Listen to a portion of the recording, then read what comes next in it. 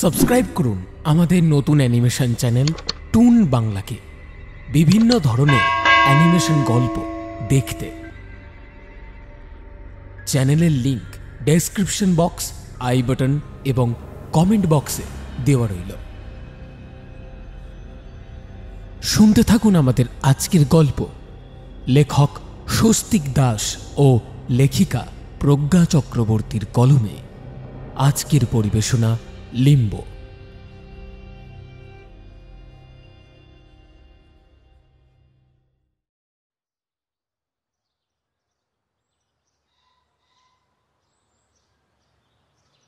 সমুদ্র ভালো করে চারপাশটা দেখছিল। সত্যি প্রাণীটার প্রভাবে চারিদিক তছনছ হয়ে গেছে। ওকে মন দিয়ে দেখতে দেখে স্রোত বলল, কি বুঝছিস বলতো? একে কি কখনো থামানো যাবে? দেখ, অসম্ভব কোনো কিছুই নয়, তবে আগে ওটাকে আমাদের দেখতে হবে। তা তো বটেই, ওটাকে দেখার জন্যই তো এত দূর ছুটে আসা। এদিকে হ্যারি এতক্ষণ ওদের কাছেই দাঁড়িয়েছিল। শ্রীনিবাসের কথা তার কানে গেছে।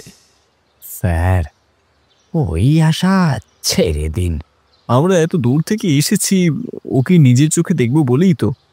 তা বুঝতে পারছি, তবে ওকে দেখার পর এটাই মনে হবে, কেন ওকে দেখলাম। এর থেকে না দেখাই ভালো ছিল। আমি আমি সত্যি বলছি বাবু, ওই ওই ওই নেকড়েটা দু পায়ে হাঁটছিল, আর ওর চোখগুলোর মধ্যে থেকে যেন আগুন ঠেকরে বেরোচ্ছিল। ওটার মুখ বেয়ে তখনও লুসিফারের টাটকা রক্ত গড়িয়ে পড়ছিল। কাউকে ছাড়বে না, ও কাউকে ছাড়বে না, শয়তানটা কাউকে না।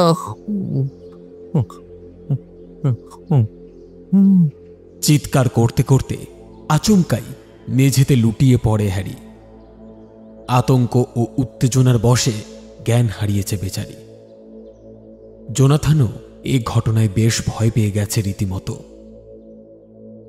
গত ৮ মাস ধরে দক্ষিণ আমেরিকার টেক্সাসের বুকে তিলে তিলে গড়ে ওঠা জোনাথনের ছোট্ট ফার্ম হাউসটিতে কার যেন কালো ছায়া এসে পড়েছে। হঠাৎ গত সপ্তাহ থেকে জানোয়ারটা প্রতি রাত্রে আসছে আর একটা না একটা প্রাণীকে শেষ করে ফিরে যাচ্ছে, কিন্তু কিছুতেই ধরা যাচ্ছে না ওটাকে। হাঁস, মুরগি, ভেড়া পর্যন্ত ঠিক ছিল, কিন্তু আজ চরম পর্যায়ে পৌঁছে গেছে ব্যাপারটা। ওই জন্তুটা, অর্থাৎ হ্যারির কথা অনুযায়ী ওই নেকড়ে গোছের দোপে প্রাণীটা আজ ফার্ম হাউসের ওয়াচডগ লুসিফারকে টার্গেট করেছিল। লুসিফার জার্মান শেফার্ড প্রজাতির কুকুর ছিল। আচ্ছা মানুষ ভয় পেত তাকে দেখে। অমন সাংঘাতিক চেহারার একটা কুকুরকে যে জন্তু নিমেষের মধ্যে মেরে ফেলতে পারে, তার শক্তি সম্বন্ধে ধারণা করাটা নিশ্চয় খুব একটা কঠিন নয়। রোজকার মতো আজও সারাদিনের কাজকর্ম সেরে জোনাথন বাড়ি ফিরে আসার পরই হ্যারিও সদর দরজা লক করে ফার্ম হাউস লাগোয়া নিচের ছোট ঘরটায় গিয়ে শুয়ে পড়ে। ফার্ম হাউসের চারপাশের পাঁচিল কাঁটা তারের বেড়া দিয়ে ঘেরা হয়েছে গত পরশু। কাজেই মেন গেট খোলা না থাকলে কোনো প্রাণীর পক্ষে ভিতরে প্রবেশ করা সম্পূর্ণ অসম্ভব। কিন্তু ওই নেকড়েটা, যাই হোক, হ্যারি সজাগই ছিল। হঠাৎ লুসিফারের আর্তচিৎকারের শব্দ কানে আসতেই হ্যারি ওর রাইফেলটা নিয়ে বেরিয়ে আসে ঘর থেকে। কিন্তু ও লুসিফারের ঘর পর্যন্ত পৌঁছতেই সব শেষ। প্রাণীটা ততক্ষণে লুসিফারের মাথাটা ছিঁড়ে সেটাই নিজের বৃহৎ নোংরা দাঁত জোড়া বসিয়ে ফেলেছে। ঘরটা ভেসে যাচ্ছে রক্তে। লুসিফারের মুন্ডহীন দেহটা নিস্তেজ হয়ে পড়ে আছে ঘরের এক কোণে। বৃদ্ধ হ্যারি বেশিক্ষণ সে দৃশ্য সহ্য করতে পারে না। ও চিৎকার করে বাইরে বেরিয়ে আসে আর ঘরের দরজাটা বাইরে থেকে আটকে দেয়। এরপরই জোনাথনকে খবর দেয় সে। জোনাথন ধপ করে বসে পড়ে খাটিয়াটার ওপর। মাথা কাজ করছিল না ওর। লিলিকে কি উত্তর দেবে সে? টেক্সাসের এই নিঃসন্তান ডয়েল দম্পতি নিজের সন্তানের মতো স্নেহ করত কুকুরটাকে। আসলে ভুলটা জোনাথনেরই। জানোয়ারটা গত সপ্তাহ থেকে প্রায় প্রত্যেক দিনই ফার্ম হাউসের উপরে অ্যাটাক করেছে। এটা জানা সত্ত্বেও কুকুরটাকে ওখান থেকে সরিয়ে আনেনি সে। আজ তার ভুলের মাসুল দিতে হলো ওই অবলা জীবটাকে। হঠাৎ জোনাথনের চোখ জোড়া একবার দপ করে জ্বলে উঠেই নিভে গেল আবার। না, সে কিছুতেই মেনে নেবে না। ওই দোপেয়ে প্রাণী খেকো পিশাচটাকে কোনোভাবেই বাঁচিয়ে রাখা চলবে না। মেরে ফেলতে হবে ওটাকে।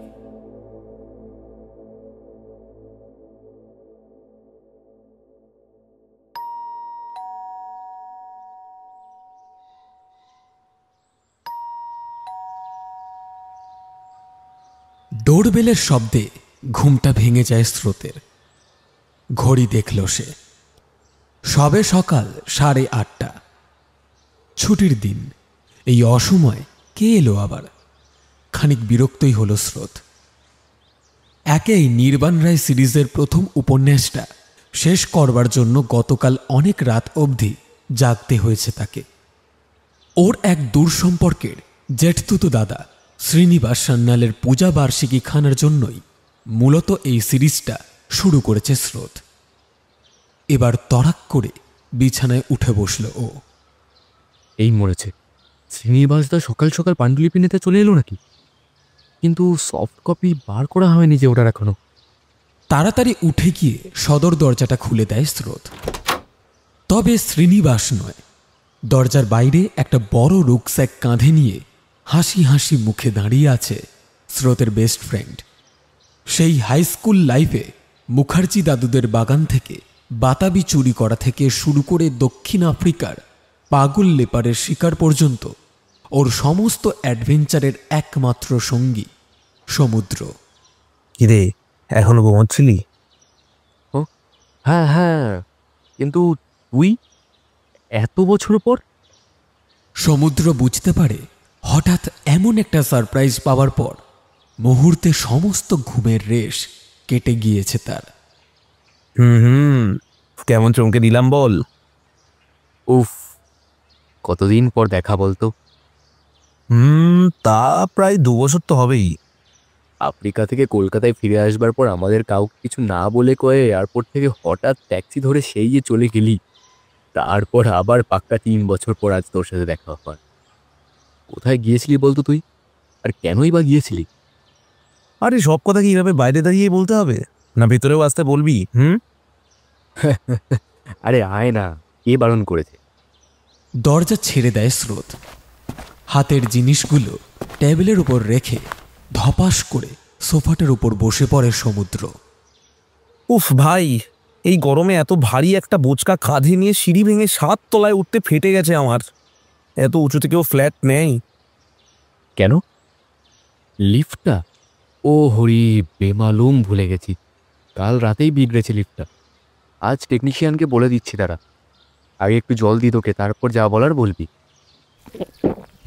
ঢকঢক করে এক বোতল জল খেয়ে নিয়ে সমুদ্র বলে ওঠে, শোন স্রোত, অফিসিয়াল লেখালেখি থেকে মোটামুটি সপ্তাহখানেকের ছুটি নিতে হবে তোকে।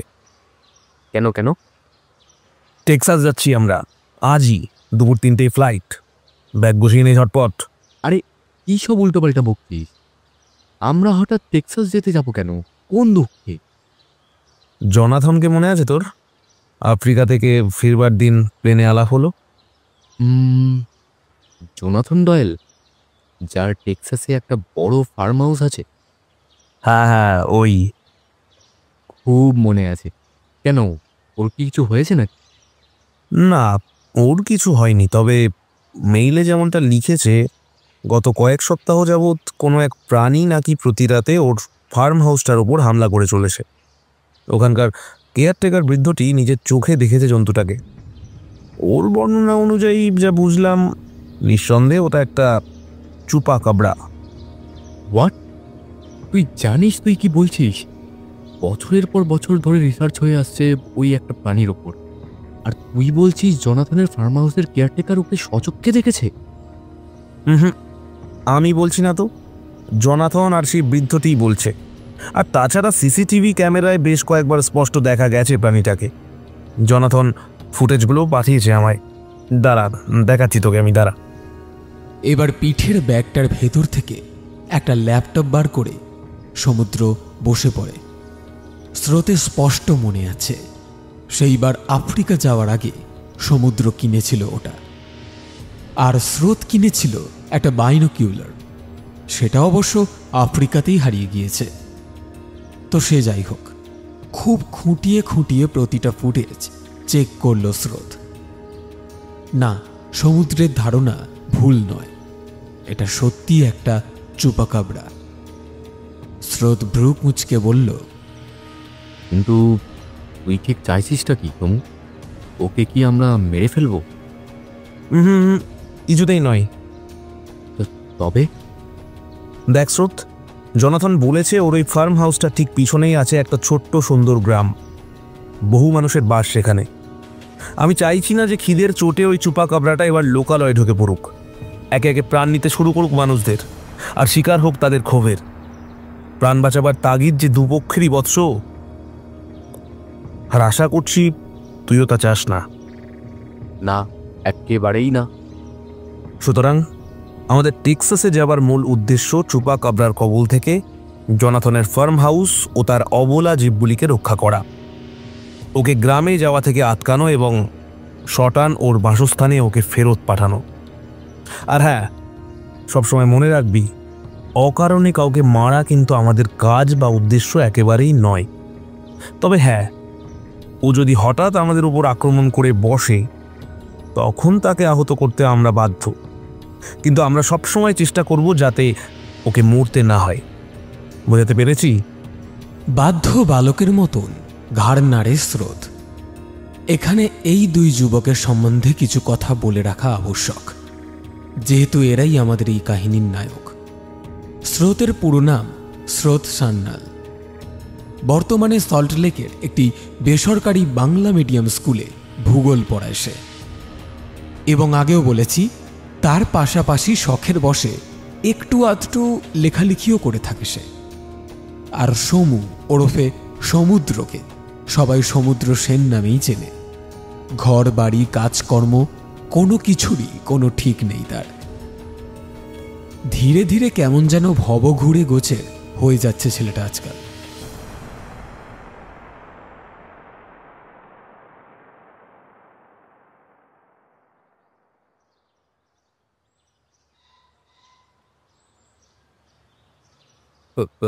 পিটার, আরে আয় পিটার, আরে কাল রাতে আমরা আগুন নিভিয়ে শুয়ে পড়ার পর এই ছায়ের উপর দিয়ে তুই হেঁটে গিয়েছিলি নাকি?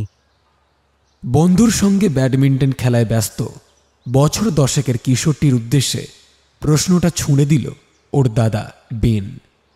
ঘাড় না ঘুরিয়েই সে জবাব দেয়, প্রশ্নই ওঠে না, পাগলা কুকুরে কামড়েছে নাকি আমাকে? তবে এই পায়ের ছাপগুলো?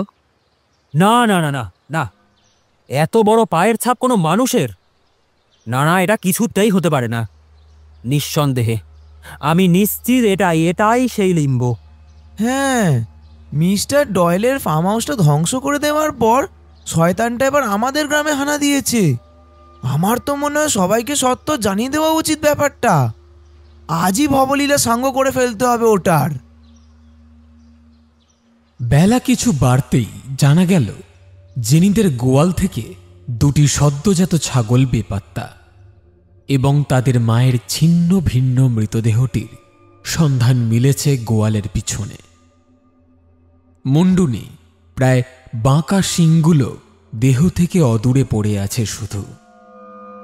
বেন ও পিটারের আর বুঝতে বাকি রইল না যে এ সেই অদ্ভুত দর্শন মূর্তিমান বিভীষিকারী কর্ম। তার আসল নাম এই গ্রামের কারোর জানা নেই। তবে গ্রাম প্রধান মিস্টার এডিসন এক অদ্ভুত নাম রেখেছে প্রাণীটার, লিম্বো।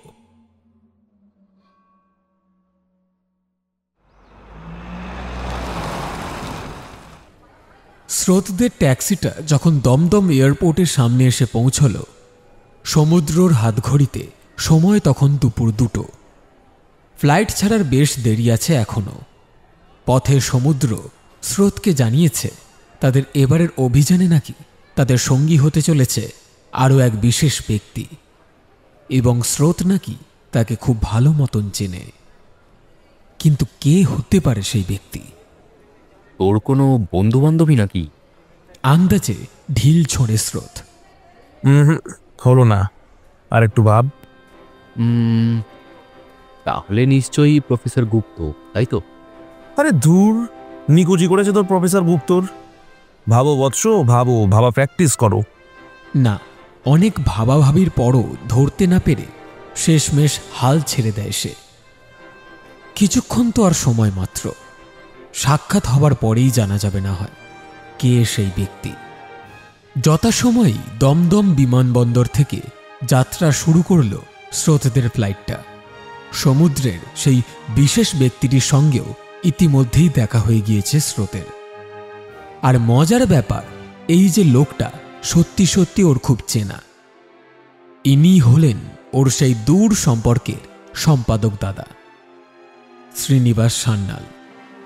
মৃদু হেসে স্রোতের উদ্দেশ্যে তিনি বললেন, কাল রাতে ফোন করে সমুদ্র যখন পুরো ব্যাপারটা জানিয়ে তোদের সঙ্গে জয়েন করার অফারখানা দিল আমায়, আমি এক কথায় রাজি হয়ে যাই। আসলে অনেকটা জবরদস্ত অ্যাডভেঞ্চারাস কাহিনীর প্লট, তাও আবার based on a true story. লোভ সামলাতে পারিনি, বুঝলি তো? বেশ করেছো, এবারেই তো জমবে আসল মজা। কি বল স্রোত? সমুদ্রের কথায় খানিক অন্যমনস্কভাবেই ঘাড় নাড়ে স্রোত। তার চোখ জোড়া এখন মার্কিন যুক্তরাষ্ট্রের একটি বহুল পরিচিত সংবাদপত্রের আজকের সংখ্যার 3 নম্বর পাতায় নিবদ্ধ। সেখানে দেওয়া আছে স্রোতের খুব চেনা এক বিশালাকায় রহস্যময় জন্তুর ছবি, আর তার ঠিক নিচেই গোটা গোটা অক্ষরে লেখা আছে উপরের ছবির প্রাণীটির নাম লিম্বো। এই ভয়াবহ জানোয়ারের উপদ্রবে রীতিমতো জর্জরিত টেক্সাস। গ্রামবাসীদের দাবি তাদের হাঁস, মুরগি, গরু, ছাগলরা নাকি নিয়মিত প্রাণ হারাচ্ছে এর হাতে। গ্রামবাসীরা সরকারের কাছে আর্জি জানিয়েছেন তাদের ওই শয়তানকে মেরে ফেলবার অনুমতি দেওয়ার। স্রোতকে চুপ থাকতে দেখে সমুদ্র ওকে মৃদু ধাক্কা দিয়ে বলে, কিরে, তুই কিছু বলছিস না যে? এখন থেকেই তুইও প্লট সাজাচ্ছিস নাকি? হ্যাঁ। সমুদ্র ধাক্কায় ওর সম্বিত ফিরল। এরপর ওর পেপারটা এগিয়ে দিয়ে বলল, এই দেখ কি বেরিয়েছে পেপারে। ওরা আবার মেরে না ফেলে প্রাণীটাকে? না, তা সম্ভব নয়। পুরো গ্রাম একজোট হলেও পারবে না, এটুকু নিশ্চিত আমি। তুই এত নিশ্চিত কি করে হলি? কারণ ওকে মারা এত সহজ নয়, আর সেটা সময় প্রমাণ করে দেবে। এবার শ্রীনিবাস বলল, তা সমুদ্র, তুই আর কি কি জানিস এই প্রাণীটা নিয়ে? দেখো, এরা যে এই দুনিয়ার নয় তা তো বলার অপেক্ষা রাখে না, তবে এদের নিয়ে যে গবেষণা চলছে তা তো জানোই। তো এই নিয়ে আমিও কিছুটা জড়িয়ে পড়ি আজ থেকে 3 বছর আগে। আফ্রিকা থেকে ফেরবার পর প্রথমে কিছুদিন বিশ্রাম নেব ঠিক করলেও প্লেন থেকে নেমে একটা মেসেজ পায় আমার এক বন্ধু জনির। ও আবার এইরকম প্রাণীদের নিয়ে গবেষণা করে। শুধু তাই নয়, এদের ধরবার ফাঁদও পাতে। উদ্দেশ্য একটাই, এদের নিয়ে গবেষণা করা। ওর থেকেই এই চুপা কারবার নাম প্রথম শুনি। ওদের কাছে বেশ কিছু ছবিও ছিল, যদিও তা সব ওদের কল্পনার কিছু তথ্যের ভিত্তিতে তৈরি। এরপর আমরা এই 3 বছর বহু জায়গাতে ওদের খোঁজ করি। ওদের মধ্যে কিছু জনের বিশ্বাস এরা কোনো ভিনগ্রহী নয়। এসব প্রাণী সার্কোপটিক স্ক্যাবি নামের এক পরজীবী দ্বারা সার্কোপটিক মাঞ্চ রোগে আক্রান্ত হয়। এতে করে গায়ে ঘা হয় এবং লোম পড়ে যায়। আর কিছু জনের মতে এরা ভিনগ্রহী, তবে এখনো অবধি তার দেখা পাইনি বলেই আজ এখানে এসেছি। আমার মন বলছে এবার তার দেখা পাবই। এরপর আরও কিছুক্ষণ গল্প করতে করতে অবশেষে ওরা পৌঁছে যায়। জোনাথনের ওদের নিয়ে আসার কথা, তাই ওরা এয়ারপোর্ট থেকে বেরিয়ে কিছুক্ষণ অপেক্ষা করে। সেই সময় জোনাথন এসে ওদের সামনে দাঁড়ায়। ওকে দেখে স্রোত আর সমুদ্র অবাক হয়ে যায়। তার চেহারার কি দশা! কোথায় সেই হাসি খুশি জোনাথন? জোনাথন এবার বলে ওঠে, চলো যাওয়া যাক, বেশি দেরি হলে না জানি আবার কি বিপদ ঘটে যাবে। এটা শুনে স্রোত ওর কাঁধে হাত রেখে বলল, তুমি চিন্তা করো না, আমরা যখন এসে পড়েছি আর কোনো বিপদ ঘটতে আমরা দেব না। আমাকে এবার বলো তো, কবে থেকে এসব শুরু হলো আর এখন কি অবস্থা? ওই প্রাণীটা একের পর এক হত্যা করে চলেছে। আমার কুকুর লুসিফারকে মারার পর আরও কিছু জনের ছাগল, গরু, হাঁস শিকার করেছে, তবে এখনও অবধি কোনো মানুষ তার শিকার হয়নি। আমার একটা ইচ্ছে, মানুষ তার কবলে পড়ার আগে আমি ওকে শেষ করবই, আর তাই তোমাকে মেল করেছিলাম। বুঝলাম। তবে আমি যেটুকু জানি ওদের এভাবে মারা বা বন্দি করা যাবে না। কিন্তু তুমি চিন্তা করো না, একটা ব্যবস্থা না করে আমরা ফিরবো না। সমুদ্রের কথা শুনে জোনাথন বলে, বাঁচালে বন্ধু, বড় বাঁচালে।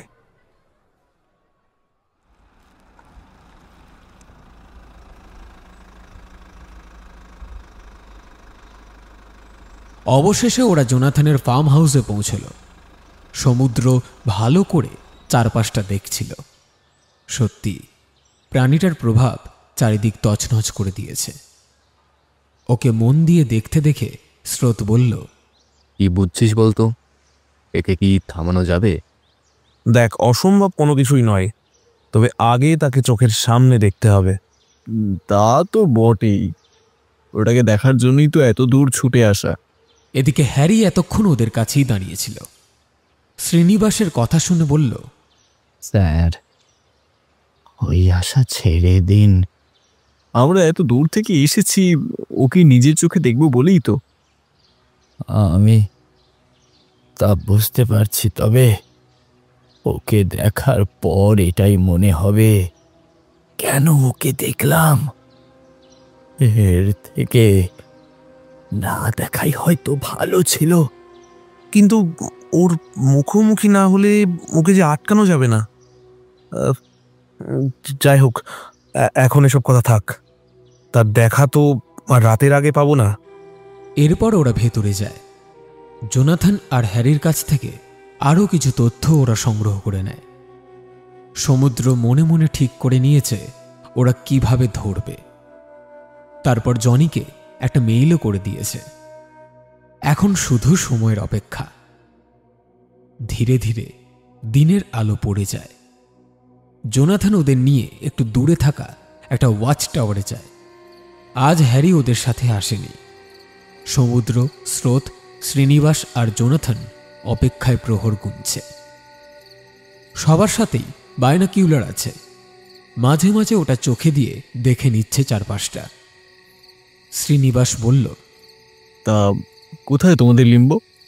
পালিয়ে গেল নাকি? ও এত সহজে যাবে না শ্রীনিবাস দা। তবে এখনো অবধি মানুষের রক্তের স্বাদ পায়নি, এটাই রক্ষা। তুই এটা কেন বলছিস বলতো? দেখ, এই 3 বছরে আমি জনিদের সাথে থেকে এটা বুঝেছি যে এরা যখন মানুষের রক্তের স্বাদ পায় তখন এরা মানুষ ছাড়া আর কিছুই স্বীকার করে না। শুধু তাই নয়, এরা তখন আরো হিংস্র হয়ে ওঠে। ফলে এদের আটকানো অসম্ভব হয়ে যায়। সমুদ্র আরো কিছু বলতে চাচ্ছিল। হঠাৎ একটা তীব্র গর্জন কানে এলো ওদের। আর কিছু বুঝে ওঠার আগেই একটা মৃদু কম্পন অনুভব করলো ওরা। সমুদ্র সাথে সাথে বাইনোকিউলার নিয়ে চারিদিক দেখতে শুরু করলো। তারপর একটা জায়গায় ও থমকে দাঁড়ালো। ওই তো এগিয়ে আসছে সে। তোমরাও বাইনোকুলার দিয়ে দেখো। ওর কথা শুনে শ্রীনিবাস সবার আগে বাইনোকুলারটা চোখে দেয়। তারপর কিছুক্ষণ পর্যবেক্ষণ করে বলে, অবিশ্বাস্য, এই প্রাণী তো যেন সত্যিই ভিনগ্রহী। ভুল করছো, এরা এই গ্রহেরই প্রাণী। এখন আর কথা বলো না, ওর ওপর নজর রাখো। প্রাণীটা এবার ধীরে ধীরে এগিয়ে যেতে থাকে একটা বাড়ির দিকে। এবার ধীরে ধীরে প্রাণীটা দৃশ্যমান হলো। 4 পেয়ে বিশাল আকৃতির এক জন্তু। কি বিভৎস তার রূপ! 4টে পাই যেন এক একটা বাড়ির সমান। গায়ে তেমন কোনো লোম নেই, তবে সুর আছে বেশ কিছু। তবে তার মুখটা স্পষ্ট দেখা গেল না, শুধু জ্বলন্ত দুটো চোখে একবার বাইনোকুলারের দিকে তাকিয়ে আবার মুখটা ফিরিয়ে নিল। এরপর সামনের দুটো পা দিয়ে একটা ছাগল তুলে নিল। ওটা পা না বলে হাত বললেও ভুল হবে না। ছাগলটাকে একদম চেপে ধরে রেখেছে। তারপর যেন প্রচণ্ড আক্রোশে ছাগলটার মাথা আর দেহ আলাদা করে দিল। ওর ওই ভয়ঙ্কর রূপ দেখে শ্রীনিবাস বাইনোকুলারটা রেখে দিল। স্রোত এতক্ষণে চোখ ফিরিয়ে নিয়েছে, তবে সমুদ্র মন দিয়ে দেখে যাচ্ছে। স্রোত মনে মনে ভাবে, সত্যি ছেলেটাকে যত দেখি তত অবাক হই। কি ক্ষমতা আছে ওর কে জানে। তবু যখন ও কিছু ঠিক করে ফেলে তখন সেটা করেই ছাড়ে। জোনাথন বলল, কি হলো? কি বুঝলেন? এই প্রাণীকে তোমরা চোখের সামনে দেখেছিলে? সত্যি আমি চোখের সামনে দেখলে এতক্ষণে বোধহয় পাগল হয়ে যেতাম। আমি দেখিনি, হ্যারি দেখেছিল। তবে ওর মুখ থেকে যা শুনেছিলাম আজ বুঝলাম এ তার চেয়েও ভয়ঙ্কর। সমুদ্র এতক্ষণ মন দিয়ে সবটাই দেখছিল। এরপর বলল, আমার যা দেখার দেখা হয়ে গেছে। এরপর ভোরের আলো ফুটলে আমাদের একবার ওই জায়গাটায় যেতে হবে। আরও কিছু জিনিস জানার আছে। তারপর সোজা বাড়ি গিয়ে জনিকে বিস্তারে সবটা জানাবো আমি। ওকে জানানোই আছে, তবে আর জানালে ওই জন্তুটাকে ধরতে যা যা লাগবে তা নিয়ে এখানে চলে আসবে। আশা করছি এই আরও ভয়ঙ্কর হয়ে ওঠার আগেই আমরা একটা ব্যবস্থা করতে পারবো। ওর কথা মতোই ভোর হয়ে গেলে ওরা সবাই ওয়াচ টাওয়ার থেকে নেমে এসে একটা আন্দাজ নিয়ে সামনের রাস্তা ধরে চলতে থাকে। বেশ খানিকটা এগিয়ে যাওয়ার পর জন্তুটার পায়ের ছাপ দেখতে পায়। সমুদ্র মন দিয়ে সবটা দেখে তারপর ক্যামেরা দিয়ে বেশ কিছু ছবি তুলে নেয়। আরও খানিকটা এগোনোর পর পাওয়া গেল ওই ছাগলটার ছিন্ন ভিন্ন দেহ। শ্রীনিবাস ওটা দেখে বলে উঠল, কি সাংঘাতিক! একে দেখবার থেকে ভালো ছিল ওর কথা শুনে জীবন পার করে দেওয়া। আমি যদি খুব ভুল না হই, হ্যারি যখন ওকে দেখেছিল তখন ও আকারে আরও কিছুটা ছোট ছিল। এরপর ওর আরও কিছু পরিবর্তন হয়েছে, আর ঠিক সেই জন্য আমি চাইছি ওকে তাড়াতাড়ি ধরতে। আর শ্রীনিবাস দা, তোমার উৎসাহ এখনই কমে গেলে কি করে হবে বলো? এখনো যে অনেক কিছু দেখা বাকি। দেখ সমুদ্র, আমি মানছি আমার উৎসাহ ছিল, তবে কাল ওকে দেখে আর আমি কিছুই ভাবতে পারছি না। সামনাসামনি দেখলে কি করবে তবে? মানে ওর সামনে যাব কেন? আরে সামনে না গেলে ওকে ধরবো কি করে? তবে যাই হোক, জনি না আসা অবধি ওর মুখোমুখি কেউ হব না আমরা। এরপর ওরা আরো কিছু কথা বলতে থাকে।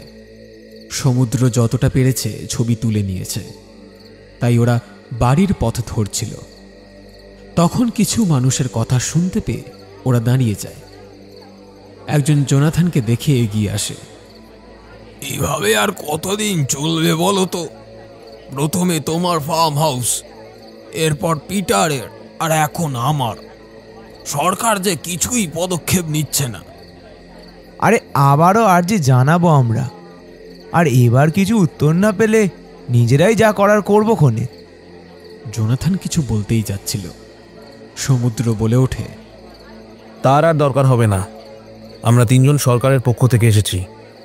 আপনারা চিন্তা করবেন না, খুব তাড়াতাড়ি আপনারা বিপদমুক্ত হবেন।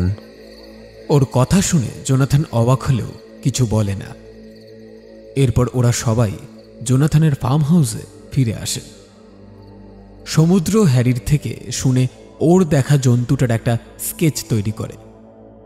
এরপর ওর ক্যামেরায় তোলা ছবি আর সব কথা মেলে লিখে জানিয়ে দেয়।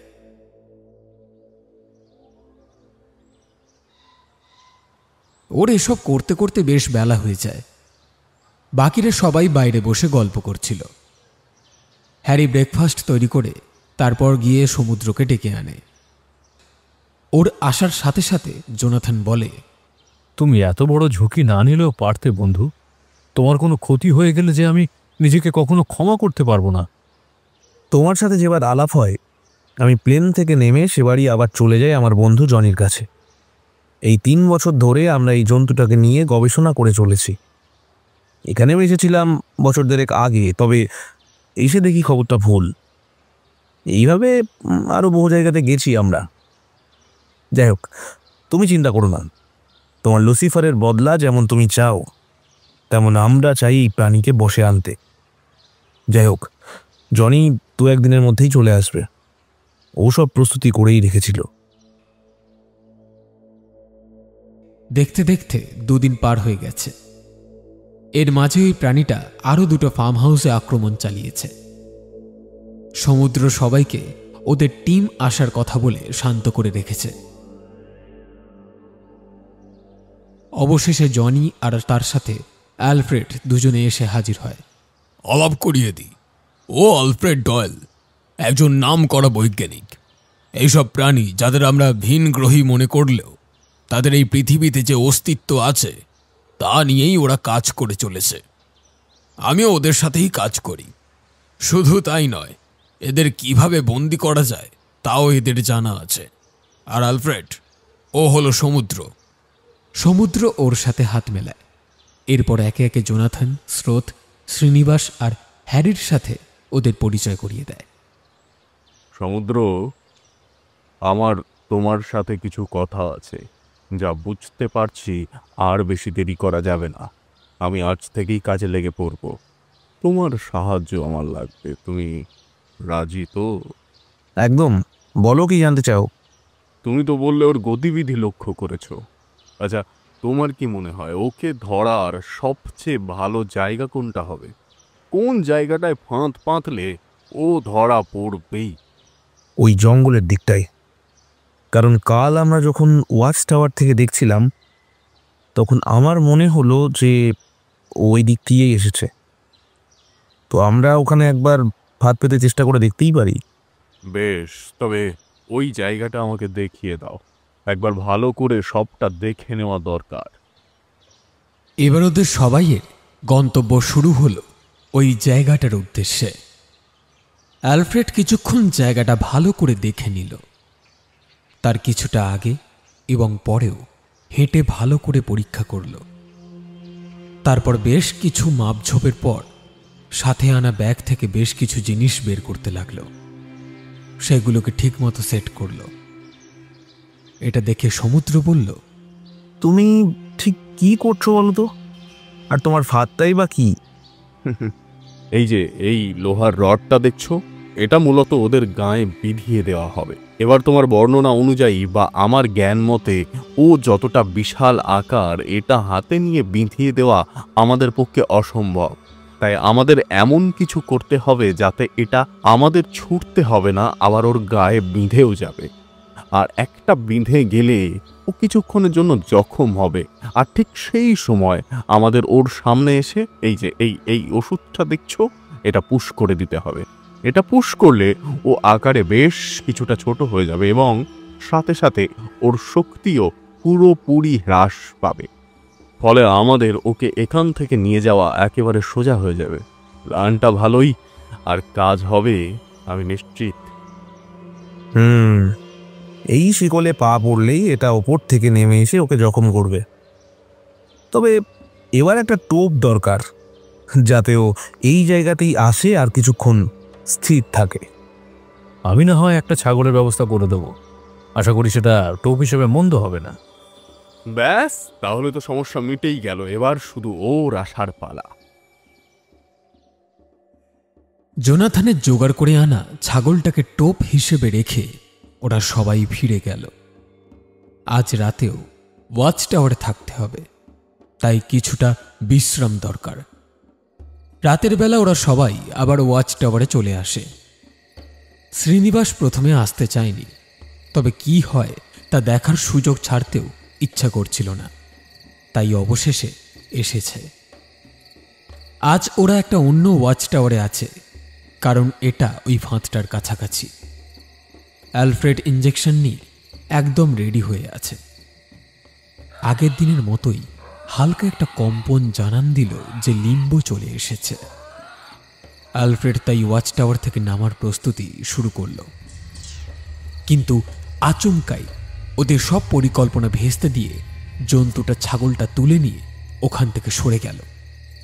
এটা দেখে সবার চোখ ছানা পড়া। সেই লোহার রডটা নিচে নামলো ঠিকই, তবে জন্তুটার তাতে কিছুই হলো না। সমুদ্র তাড়াতাড়ি চিৎকার করে উঠল, অ্যালফ্রেড, যেও না, সর্বনাশ হয়ে গেছে, ও আমাদের ফাঁদে পড়েনি। এটা শুনে ও তাড়াতাড়ি উপরে উঠে আসে, তারপর বাইনোকুলারটা নিয়ে ভালো করে দেখে। ও শিট, এটা কি করে হতে পারে? আমি তো এটা ভাবতেও পারছি না যে আমার এত ভালো পরিকল্পনা এভাবে মাটিতে মিশে গেল। ও তো আমার কল্পনার থেকে বড় নয়, তাহলে কি করে এটা হতে পারে? ভেঙে পড়ো না, আমরা আবার কোনো না কোনো পরিকল্পনা ঠিকই বের করে নেব। ও চলে গেলে আমাদের এখন ফিরতে হবে।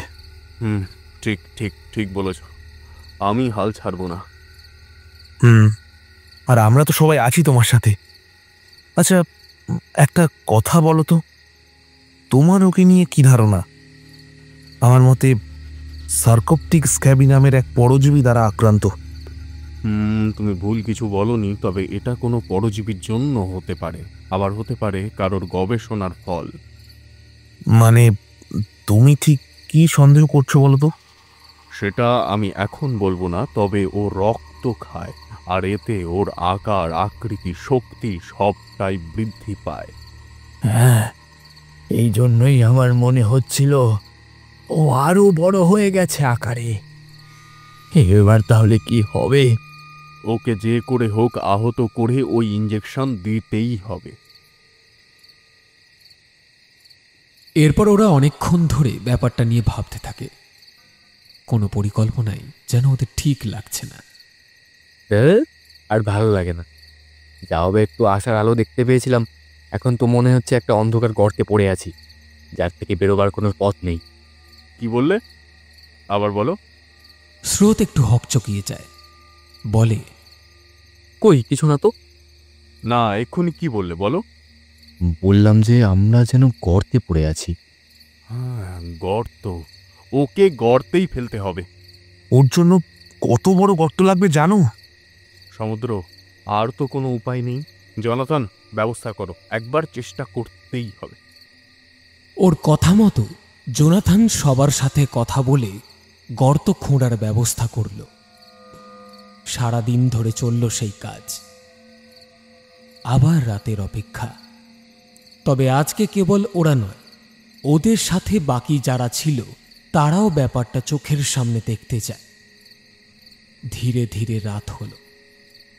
সময় মতো আবার সেই চুপাকাপড়ার আবির্ভাব ঘটল। তবে আজ আর ওদের পরিকল্পনা বিফলে গেল না। প্রাণীটা গর্তে পড়ল, সাথে সাথে তার বিকট চিৎকারে সারা জঙ্গল যেন কেঁপে উঠল। অ্যালফ্রেড আর সমুদ্র তাড়াতাড়ি এগিয়ে গেল। জন্তুটা ওর সুর দিয়ে সবাইকে আক্রমণ করতে শুরু করে। তবে ও গর্তে পড়ে যাওয়ায় ওখান থেকে নিজেকে বের করতে পারছিল না, তাই বিকট চিৎকারটা ভেসে আসছে বারবার। ওর এই সুরের কারণে অ্যালফ্রেড বা সমুদ্র কেউই ইঞ্জেকশনটা পুশ করতে পারছিল না। তবে ওরা হাল না ছেড়ে বারবার চেষ্টা করতে থাকে। দরকার একটা সুন্দর মুহূর্তে। গ্রামের সবাই পুরো ব্যাপারটা দূর থেকে দেখছিল। সবাই চাইছিল ও যেন মরে যায়, নয়তো গোটা গ্রাম বাঁচতে পারবে না। এসবের মাঝেই জোনাথন অ্যালফ্রেডের ব্যাগে থাকা লোহার রডটা বের করে নেয়, আর সেটা নিয়ে ও জন্তুটার ওপর ঝাঁপিয়ে পড়ে। তবে লোহার রডটা জন্তুটার কিচ্ছু করতে পারে না। উল্টে ওর সুরের আঘাতে জোনাথন বেশ কিছুটা দূরে ছিটকে পড়ে যায়, কিন্তু ও হাল ছাড়ে না। আবার উঠে এসে রডটা নিয়ে জন্তুটা ঠিক উল্টো দিকে দাঁড়ায়। তারপর চোখ বন্ধ করে একবার লুসিফারের কথা চিন্তা করে। লুসিফারের মুখটা চোখের সামনে ভেসে ওঠে। লুসিফারের সাথে কাটানো মুহূর্তগুলো মনে পড়ে যায়, আর সাথে সাথেই ওর হাতের মুঠো শক্ত হয়ে আসে। এরপর চোখ খুলে নিজের গায়ের সর্বশক্তি দিয়ে রডটা জন্তুটাকে লক্ষ্য করে বিঁধিয়ে দেয়। জন্তুটা একটা আর্তনাদ করলেও তেমনভাবে কিছুই হয় না। এটা দেখে জোনাথন লোহার রডটা নিয়ে পুনরায় ওর গায়ে বিঁধিয়ে দেয়। এভাবে বেশ কিছুবার করার পর জন্তুটা কিছুটা দমে যায়। এটা দেখে অ্যালফ্রেড ইঞ্জেকশনটা চোখের পলকে ওর সুঁড়ে বিঁধিয়ে দেয়। ওর দেখা দেখি সমুদ্র আর জনিও একই কাজ করে। এবার ওরা সামনে থেকে বেশ খানিকটা সরে যায়। ধীরে ধীরে ওই জিপটা চিৎকার বন্ধ হয়ে যায়। সবাই অবাক হয়ে দেখতে থাকে ওর সুরগুলো, যেগুলো এতক্ষণ সাপের ফনার মতো নড়ছিল, সেগুলো ধীরে ধীরে নিষ্ফল হয়ে যাচ্ছে।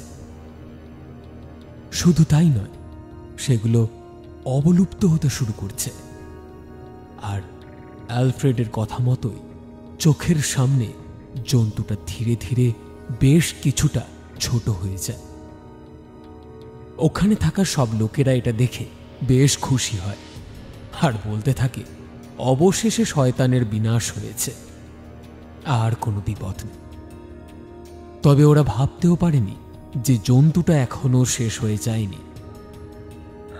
ওর আকার কিছুটা ছোট হয়ে যাওয়ার দরুন ও নিজের পায়ে ভর দিয়ে খুব সহজেই গর্ত থেকে বেরিয়ে আসে, আর তারপর জোনাথনের উপর ঝাঁপিয়ে পড়ে। এটার জন্য কেউই প্রস্তুত ছিল না। সমুদ্ররাও বেশ অবাক হয়েছে। অ্যালফ্রেড ওর ব্যাগ থেকে তাড়াতাড়ি একটা ইয়ার সাবার বের করে জন্তুটাকে তাক করে। তারপর জনিকে বলে, হারি আপ, তোমরা এয়ার সাভারটা বের করো, বেশি সময় নেই আমাদের হাতে। করছি। জনিও ওর ইয়ার সাবারটা বের করে তাক করে। তবে এর মধ্যেই জন্তুটা জোনাথনের হাতে কামড়ে দিয়েছে। কিন্তু জোনাথন নিজেকে বাঁচানোর জন্য প্রাণপণে লড়াই করে চলেছে। অ্যালফ্রেড এয়ার সাবার দিয়ে ওকে লক্ষ্য করে তীর ছোড়ে। ওর পাশাপাশি জনিও তীর ছুঁড়তে থাকে, তবে সেটা জন্তুটার গা ছুঁয়ে বেরিয়ে যায়। ওরা এর পরপর অনেকগুলো তীর ছুঁড়তে থাকে।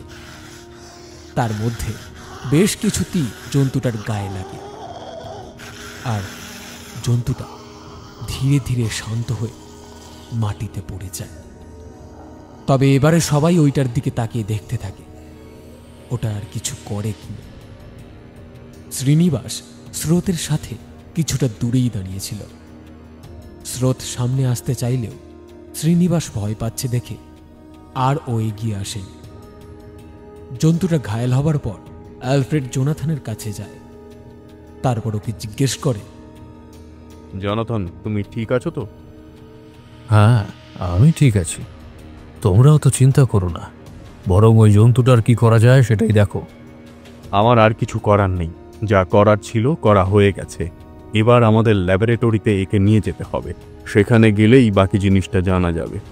আশা করি আমাদের আর কোনো বিপদ হবে না, কারণ আমাদের কাছে যা খবর ছিল সেই অনুযায়ী এখনো অবধি এই রকম জন্তু একটাই খোঁজ পাওয়া গেছে, যেটা আজ আমাদের সামনে পড়ে আছে।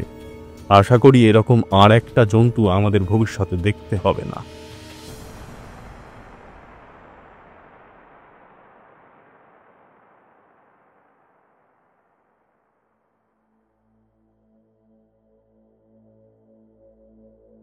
এরপর যে যার বাড়ি চলে যায়।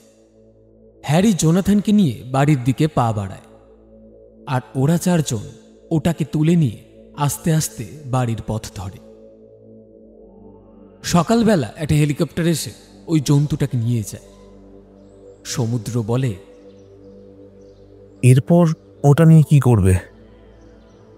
গবেষণার কাজ তো চলবেই, আর আমি যা সন্দেহ করছি তা যদি ঠিক হয় তবে এরপর আরও বড় কিছু হতে চলেছে। একটু পরিষ্কার করে বলবে তোমার ঠিক কি মনে হচ্ছে? আমার মন বলছে এই জন্তু কোনো বিজ্ঞানী তার পরীক্ষা দানা তৈরি করেছে। মানে ও জন্মায়নি কোনো প্রাণীর ওপর পরজীবী বা ওই জাতীয় কিছু প্রয়োগ করে এই আকার দেওয়া হয়েছে। সে কি, এটা কি বলছো তুমি? তবে প্রথমে যে বলেছিলে এসব পরজীবীর জন্য হয়েছে। দেখো সমুদ্র, সেটা যদি হতো তবে ওর আকার আকৃতি আলাদা হতো, আর সে এভাবে দিনে দিনে আকারে বাড়তো না। তবে এখনই নিশ্চিত হয়ে কিছুই বলা যাচ্ছে না। ওদের কথার মাঝে স্রোত বলে, তবে জোনাথন, তুমি যেটা করলে এটা সত্যিই প্রশংসনীয়। তুমি যে এতটা সাহসী হবে আমি কখনো কল্পনাও করতে পারি। আসলে লুসিফার আমার খুব কাছের ছিল। ওর মৃত্যুটা আমি মানতে পারিনি, আর সেই রাত থেকে এই কাজ করা। হ্যাঁ, তবে যাই বলো, তুমি আমাদের গবেষণাতে অনেক সাহায্য করলে। তুমি না থাকলে কাল ওকে ধরা অসম্ভব হয়ে যেত। এইটা তুমি কি বলছো? বরং আমার তো তোমাকে ধন্যবাদ দেওয়া উচিত, কারণ তোমার জন্য আমি এখনো প্রাণে বেঁচে আছি। আচ্ছা আচ্ছা, এখন এসব থাক, সবাই খেয়ে নিন। আবার তো আমাদের ফিরতেও হবে। তোমরা কি আজই চলে যাবে? কি আর করব বলো, আবার গিয়ে তো একে নিয়ে গবেষণা করতে হবে। তবে তুমি কয়েকদিন পরে আসতে চাইলে আসতেই পারো, তোমার তো বিশেষ কাজ নেই। যেহেতু ওকে ধরতে তোমার সাহায্য পেয়েছি, তাই এই রিসার্চে তোমাকে রাখাই যায়। না থাক, আমরাও এবার ফিরি। শ্রীনিবাসদাও মনে হয় না আর এখানে থাকতে চাইবে। আফটার অল গল্পের প্লট তো পেয়ে গেছে।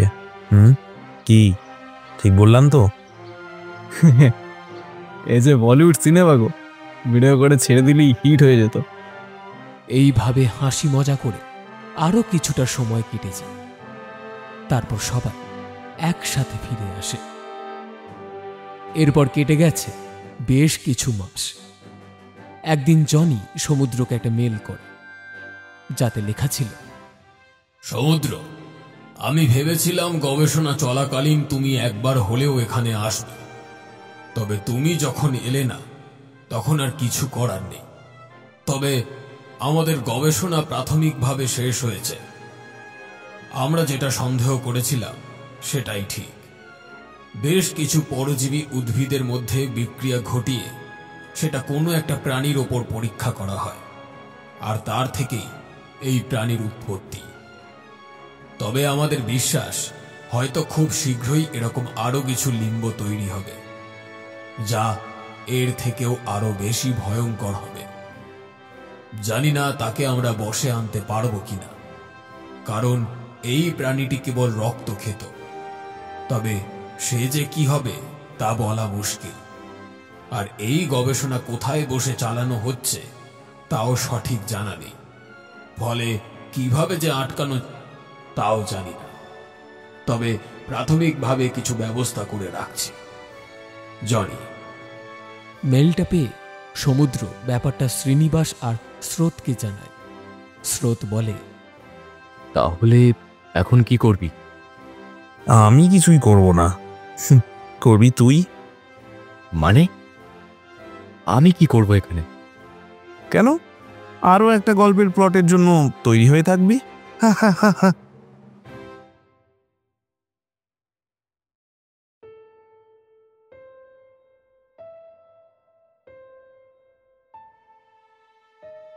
শুনছিলেন আজকের গল্প লিম্ব। গল্পকার স্বস্তিক দাস ও প্রজ্ঞা চক্রবর্তী। গল্প পাঠে এবং জনির ভূমিকায় আমি সায়ন, হ্যারি বাল্মীকি, স্রোত ব্রহ্মা, সমুদ্র অমিতাভ, বেন অঙ্কন, পিটার সূর্য, শ্রীনিবাস দীপ্তদীপ, জোনাথন পার্থ, অ্যালফ্রেড বিশ্ব। অন্যান্য ভূমিকায় সূর্য এবং আমি সায়ন। পর্ব পরিচালনায় টিম ফিকশন হাট, আবহে সূর্য, প্রচ্ছদ মুরালি। আমরা অসংখ্য ধন্যবাদ জানাই গল্প লেখক শ্রী স্বস্তিক দাস ও গল্প লেখিকা শ্রীমতী প্রজ্ঞা চক্রবর্তীকে আমাদের এই উদ্যোগে পাশে থাকার জন্য। টিম ফিকশন হাট ফিরে আসবে আবার এক নতুন গল্পের সাথে। ততক্ষণ ভালো থাকবেন।